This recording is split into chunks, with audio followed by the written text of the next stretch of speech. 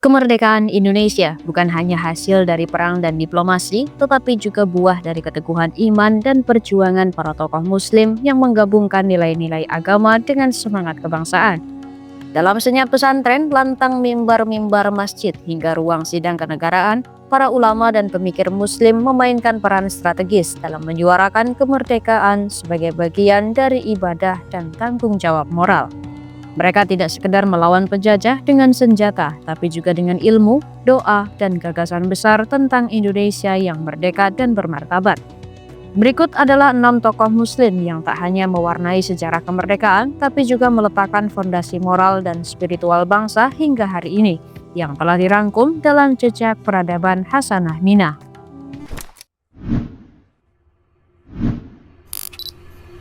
Kiai Haji Hasyim Asy'ari adalah salah satu tokoh sentral dalam perjuangan kemerdekaan Indonesia yang perannya tidak hanya sebagai ulama besar, tetapi juga sebagai pemimpin spiritual dan organisatoris yang mampu menggerakkan massa umat Islam untuk membela tanah air.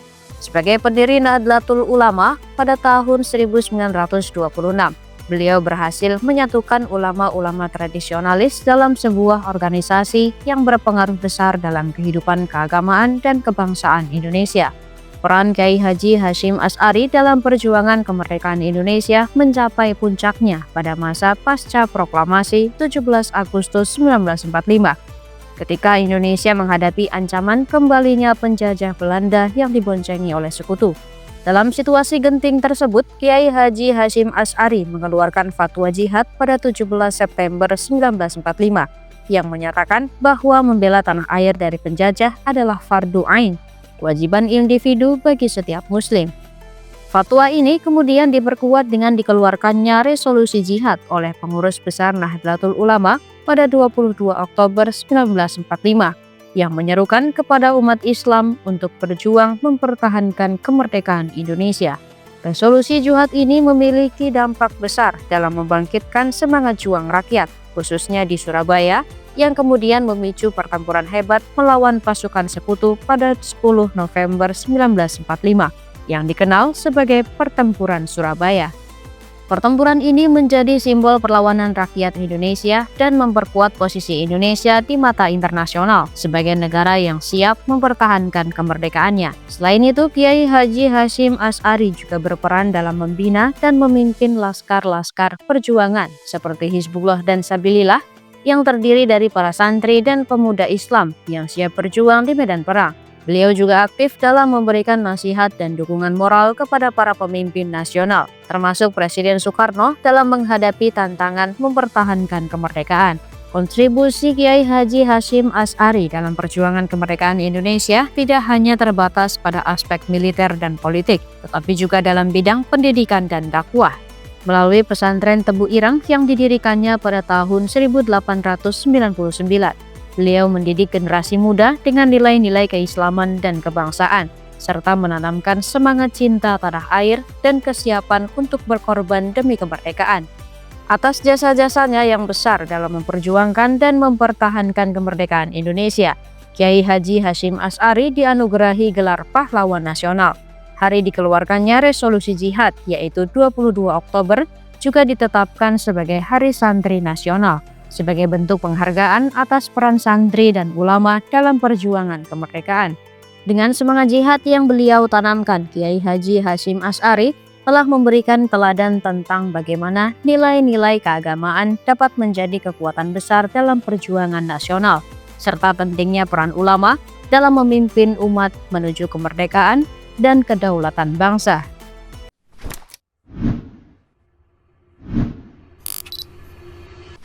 Kiai Haji Ahmad Dahlan lahir dengan nama Muhammad Darwis pada 1 Agustus 1868 di Kauman, Yogyakarta. Adalah seorang ulama pembaru yang berperan besar dalam membangkitkan kesadaran nasional dan memperjuangkan kemerdekaan Indonesia melalui pendekatan pendidikan, sosial, dan keagamaan. Sebagai pendiri Muhammadiyah pada 18 November 1912, beliau menanamkan semangat pembaruan Islam yang rasional dan progresif, serta menolak praktik-praktik keagamaan yang tidak sesuai dengan Al-Quran dan hadis. Perjuangan Kiai Haji Ahmad Dahlan dalam bidang pendidikan sangat signifikan. Ia mendirikan sekolah-sekolah yang menggabungkan sistem pendidikan pesantren dengan kurikulum modern ala barat, memberikan akses pendidikan yang lebih luas kepada masyarakat pribumi yang sebelumnya terpinggirkan oleh sistem kolonial. Langkah ini tidak hanya mencerdaskan bangsa, tetapi juga membentuk generasi baru yang sadar akan identitas nasional dan pentingnya kemerdekaan. Selain itu, Kiai Haji Ahmad Dahlan juga mendirikan organisasi Kepanduan Hizbul Wathan sebagai sarana pembinaan karakter dan semangat kebangsaan bagi generasi muda. Melalui organisasi ini, beliau menanamkan nilai-nilai disiplin, keberanian, dan cinta tanah air yang menjadi modal penting dalam perjuangan kemerdekaan. Dalam bidang sosial, beliau bersama istrinya, Nyai Ahmad Dahlan, mendirikan Aisyah pada tahun 1917, sebuah organisasi perempuan yang fokus pada pemberdayaan wanita melalui pendidikan dan dakwah. Langkah ini merupakan terobosan penting dalam meningkatkan peran serta perempuan dalam kehidupan sosial dan perjuangan bangsa. Kiai Haji Ahmad Dahlan juga aktif dalam organisasi Budi Utomo, menunjukkan keterlibatannya dalam pergerakan nasional yang lebih luas. Meskipun Muhammadiyah bukan organisasi politik, namun melalui kegiatan pendidikan dan sosialnya, Muhammadiyah berkontribusi besar dalam membentuk kesadaran nasional dan memperkuat semangat kemerdekaan di kalangan umat Islam Indonesia. Atas jasa-jasanya, Kiai Haji Ahmad Dahlan dianugerahi gelar Pahlawan Nasional pada tahun 1961. Warisan perjuangannya terus hidup melalui Muhammadiyah yang hingga kini tetap aktif dalam bidang pendidikan, kesehatan, dan sosial, serta menjadi salah satu organisasi Islam terbesar di Indonesia.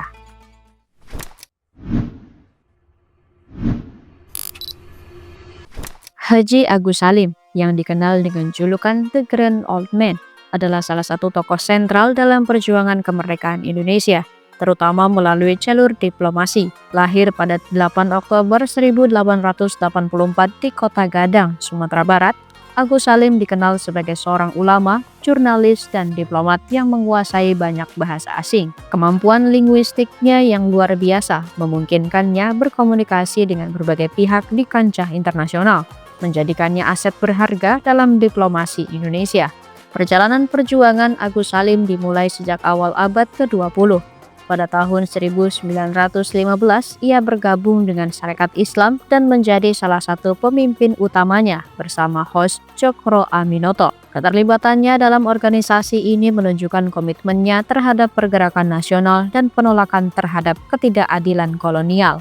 Pada tahun 1921, Agus Salim diangkat menjadi anggota Volksraad, Dewan Rakyat yang dibentuk oleh pemerintah kolonial Belanda, mewakili Sarekat Islam.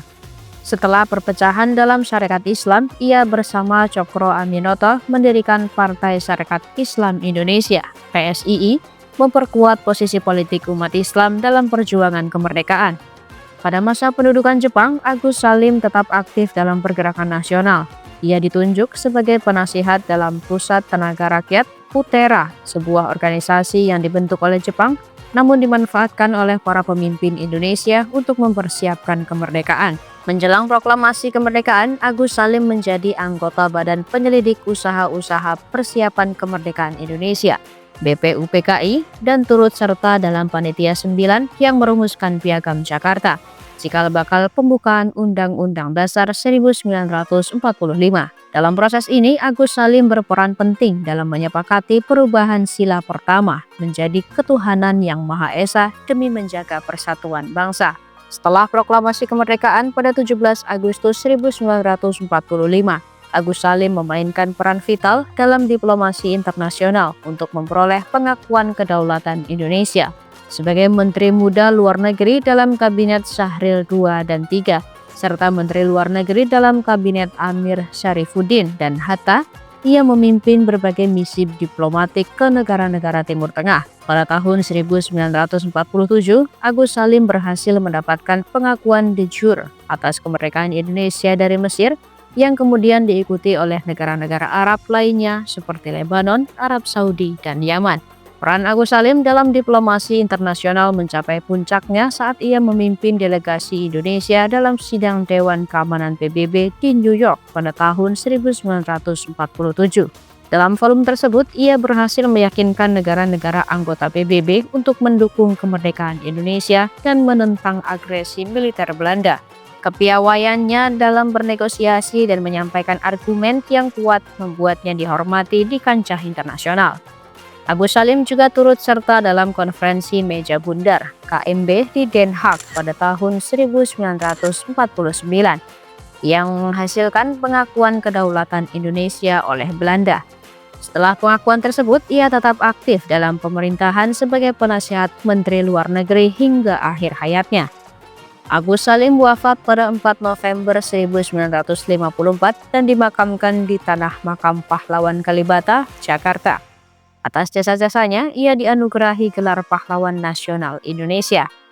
Warisan perjuangan Agus Salim tidak hanya terletak pada keberhasilannya dalam diplomasi, tapi juga pada integritas, kecerdasan, dan semangat nasionalismenya yang tinggi.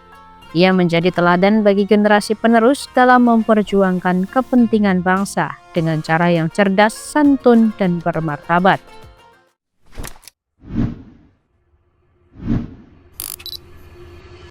Wali Al-Fatah adalah seorang tokoh Muslim yang memiliki peran signifikan dalam perjuangan kemerdekaan Indonesia. Meskipun namanya tidak sepopuler tokoh-tokoh nasional lainnya, kontribusinya dalam mempersatukan umat Islam dan memperjuangkan kemerdekaan patut mendapat perhatian. Untuk mewujudkan harapan tersebut, Wali Al-Fatah bersama dengan Sukiman dan Wiwoho Purbohadijoyo membentuk Partai Islam Indonesia (PII) di Surakarta awal Desember 1938 dan menjabat selaku Sekretaris Umum Pengurus Besar. Tokoh lainnya adalah Kiai Haji Mas Mansur dari Muhammadiyah, Kasman Singodimedjo, dan Farid Ma'ruf.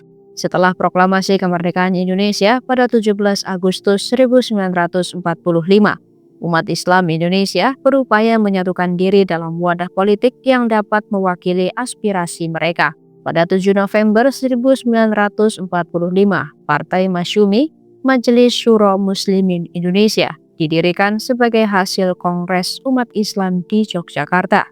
Wali Al-Fatah termasuk dalam jajaran pendiri partai ini dan menjabat sebagai Ketua Muda II dalam kepengurusan awal Masyumi. Partai ini bertujuan untuk mengintegrasikan berbagai organisasi Islam dan menjadi wadah perjuangan politik umat Islam dalam membangun Indonesia yang merdeka dan berdaulat.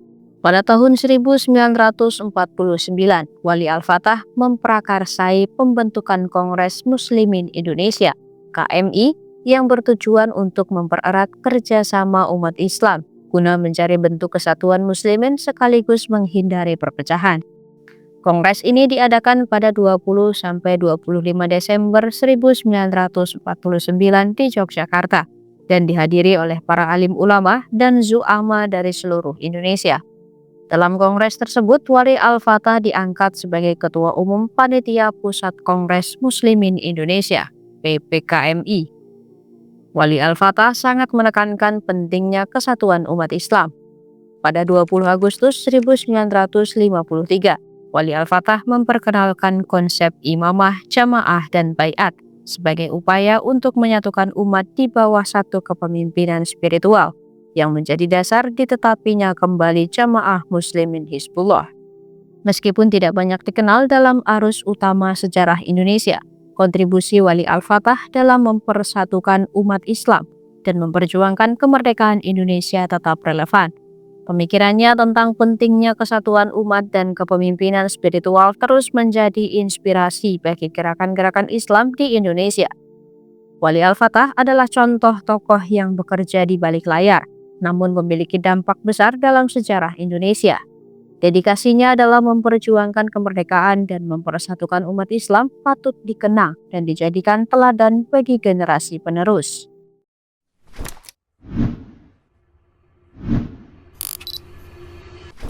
Kiai Haji Abdul Wahid Hasyim adalah salah satu tokoh penting dalam sejarah perjuangan kemerdekaan Indonesia. Lahir pada 1 Juni 1914 di Jombang, Jawa Timur. Beliau merupakan putra dari Kiai Haji Hasyim Asy'ari, pendiri Nahdlatul Ulama atau NU. Sejak usia muda, Wahid Hasyim menunjukkan kecerdasan luar biasa. Bahkan ia telah khatam Al-Quran pada usia 7 tahun. Pendidikan awalnya diperoleh di lingkungan pesantren, khususnya di pesantren Tebu Ireng yang didirikan oleh ayahnya. Pada usia 18 tahun, ia melanjutkan studi ke Mekah, Arab Saudi untuk memperdalam ilmu agama serta mempelajari bahasa asing seperti Inggris, Jerman, dan Belanda. Pengalaman ini memperluas wawasan dan membentuk pemikirannya yang inklusif dan modern. Sekembalinya ke Indonesia, Wahid Hasyim melakukan reformasi di pesantren Tebu Ireng dengan mengintegrasikan kurikulum umum ke dalam sistem pendidikan pesantren, termasuk pelajaran matematika, bahasa Indonesia, dan sejarah. Langkah ini menjadi terobosan dalam dunia pendidikan Islam di Indonesia. Dalam bidang organisasi, Wahid Hasyim aktif di Nahdlatul Ulama sejak tahun 1938 dan menjabat sebagai Ketua Umum Pengurus Besar NU pada tahun 1951. Ia juga mendirikan Ikatan Pelajar-Pelajar Islam (IKPI) pada tahun 1936 dan terlibat dalam Majelis Islam A'la Indonesia (MIAI), menunjukkan komitmennya terhadap persatuan umat Islam dan perjuangan kemerdekaan. Peran Wahid Hasyim dalam perjuangan kemerdekaan sangat signifikan. Ia menjadi anggota Badan Penyelidik Usaha-Usaha Persiapan Kemerdekaan Indonesia (BPUPKI) dan Panitia Persiapan Kemerdekaan Indonesia (PPKI), serta termasuk dalam Panitia 9 yang merumuskan Piagam Jakarta cikal bakal pembukaan Undang-Undang Dasar 1945. Setelah kemerdekaan, Wahid Hasyim menjabat sebagai Menteri Negara pada periode 1945 hingga 1949 dan kemudian sebagai Menteri Agama dalam beberapa kabinet antara tahun 1949 hingga 1952. Dalam perannya sebagai Menteri Agama, ia berupaya menjadikan kementerian tersebut sebagai institusi yang inklusif dan moderat, mencerminkan semangat kebangsaan dan keberagaman Indonesia. Kiai Haji Abdul Wahid Hasyim wafat pada 19 April 1953 akibat kecelakaan lalu lintas di Cimahi, Jawa Barat. Meskipun meninggal pada usia yang relatif muda, 38 tahun, warisan perjuangannya tetap hidup dan menjadi inspirasi bagi generasi penerus bangsa.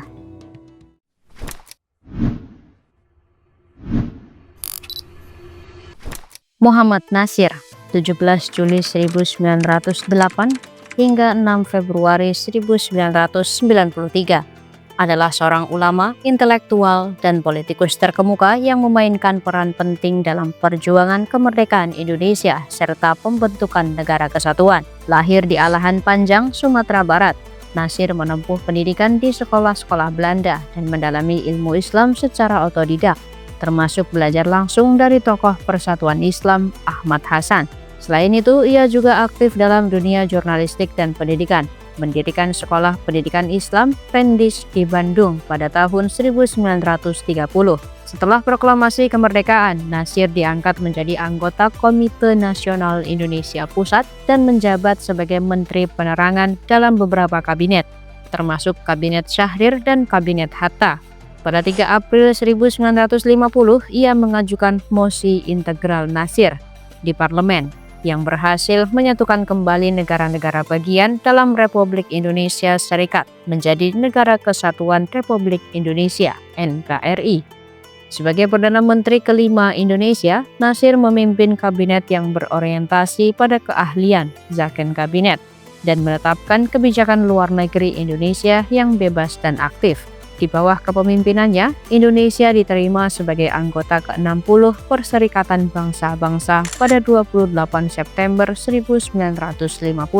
Natsir juga dikenal sebagai pemikir Islam yang produktif, menulis sekitar 45 buku dan ratusan artikel yang menekankan integrasi Islam dalam kehidupan berbangsa dan bernegara. Namun, pada masa demokrasi terpimpin, ia menjadi kritikus pemerintah dan sempat ditahan karena dianggap terlibat dalam pemberontakan PRRI. Setelah dibebaskan pada era Orde Baru, Natsir terus aktif dalam dakwah dan organisasi Islam internasional. Atas jasanya, ia dianugerahi gelar pahlawan pada 10 November 2008. Perjuangan tokoh-tokoh Muslim dalam kemerdekaan Indonesia membuktikan bahwa nilai-nilai Islam dapat berjalan selaras dengan semangat nasionalisme. Mereka bukan hanya tokoh keagamaan, tetapi juga negarawan, pemikir, dan pahlawan yang layak dikenang dalam sejarah bangsa.